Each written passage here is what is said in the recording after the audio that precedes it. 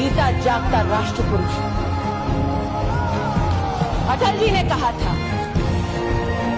कि ये वंदन की धरती है, अभिनंदन की धरती है, ये अर्पण की भूमि है, ये तर्पण की भूमि।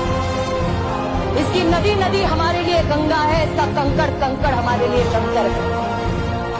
हम जिएंगे तो इस भारत के लिए और मरेंगे तो इस भारत के लिए, और मरने के बाद भी गंगा जल में बहती हुई हमारी अस्थियों को कोई कान लगाकर सुनेगा तो एक ही आवाज आएगी, भारत माता की जय।